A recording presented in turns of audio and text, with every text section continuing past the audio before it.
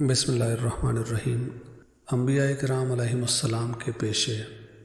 انبیاء کرام علیہم السلام مختلف پیشوں کو اختیار فرمایا کرتے اور ہاتھ کی کمائی سے تناول فرمایا کرتے تھے۔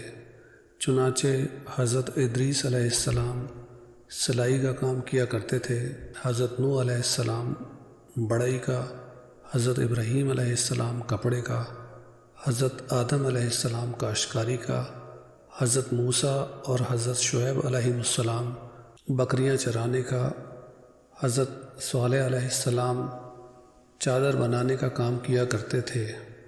اور ہمارے آقا دو عالم کے داتا صلی اللہ تعالی علیہ وسلم نے اگرچہ بطور خاص کوئی پیشہ اختیار نہیں فرمایا، لیکن آپ صلی اللہ تعالی علیہ وسلم نے بکریاں چرائیں، تجارت فرمائی اور کچھ دیگر کام بھی فرمائے ہیں۔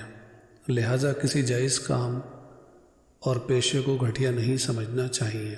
حلال رزق حاصل کرنے کے لیے جائز پیشہ اختیار کرنے کے فضائل۔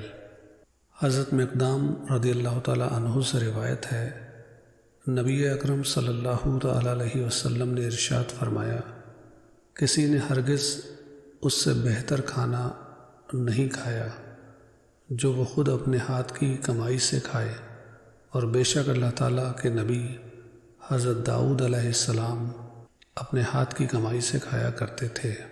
حضرت ابو ہریرہ رضی اللہ تعالیٰ عنہ سے روایت ہے، حضور اقدس صلی اللہ تعالیٰ علیہ وسلم نے ارشاد فرمایا، اگر تم میں سے کوئی اپنی پیٹھ پر لکڑیوں کا گٹھا لاد کر لائے تو یہ اس سے بہتر ہے کہ وہ کسی سے سوال کرے، پھر کوئی اسے دے یا کوئی منع کر دے۔